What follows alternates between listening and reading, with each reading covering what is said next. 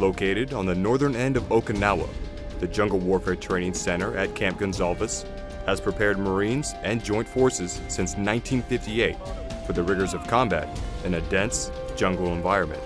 To my left.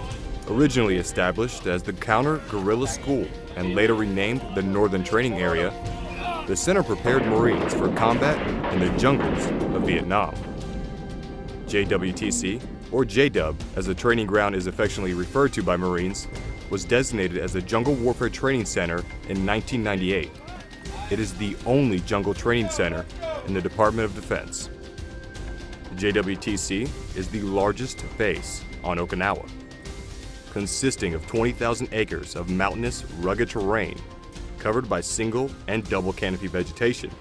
It serves as the perfect training classroom for students. The instructors at the center provide training on a wide range of topics, including jungle hazards, land navigation, survival techniques, rope-assisted movements, and patrolling methods. Nearly 8,000 soldiers, sailors, airmen, and Marines train at JDUB each year. Classes typically take up to 7 days to complete.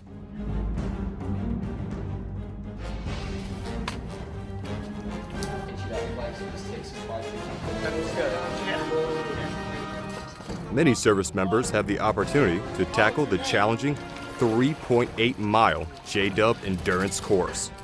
This physically demanding event consists of 31 obstacles, which can take up to 5 hours for squad-sized teams to complete. The renowned course is a culminating event for students and tests individual endurance, teamwork, and leadership.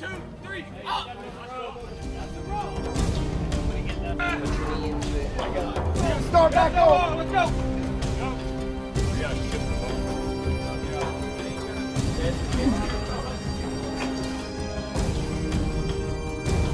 As one of the Marine Corps' premier training facilities, the Jungle Warfare Training Center will continue to push service members to their limits in any climb or place.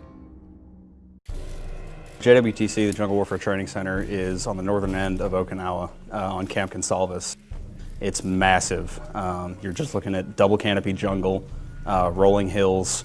Well, not really rolling hills so much as, you're going like this 1 minute, you get 2 seconds of flat ground, and then you're going back down a hill.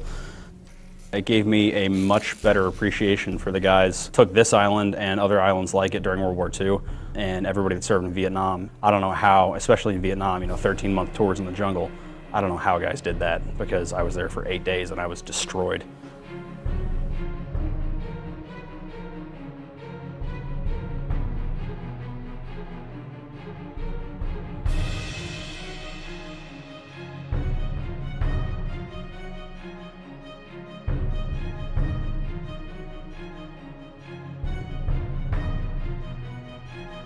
The endurance course, or the E-course, it's about 5 miles long, and there's 30 obstacles in this thing.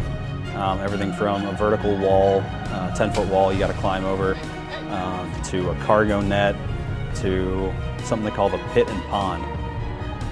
Some of the filthiest water I've ever seen in my life. You're low crawling through it. It comes up almost to your mouth when you're low crawling. Wearing your Kevlar, your Camelback, carrying around a rubber rifle. After that endurance course, I was the dirtiest I've ever been in my life. You're going to get dirty, you're going to get wet, you're going to be miserable, you're going to be carrying a lot of weight, you're going to have casualties, you're going to be put under a lot of stress, and at the same time being told to move faster and faster, which is everything that ideally we're pretty much already familiar with. Being in a stressful environment as Marines, it's our second nature, but they definitely try to increase the pressure as the course goes on. It's really just a gigantic team building exercise. In Jungle Warfare Training Center, they teach you mainly to patrol through the jungle, setting up patrol bases, individual skills such as knot tying, hasty rappelling, conducting operations that an infantry battalion would be anticipated to do.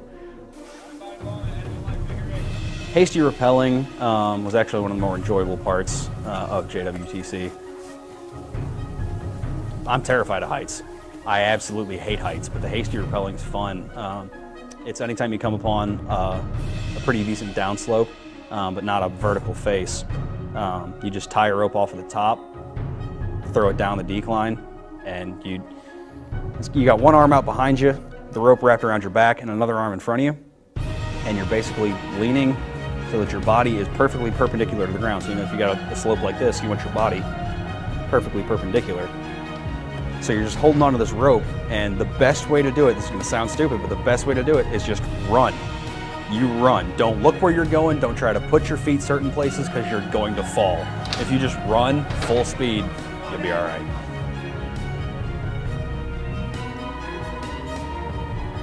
The only real comfort you have on this course is that you don't have any mud on your face and that you're not too wet.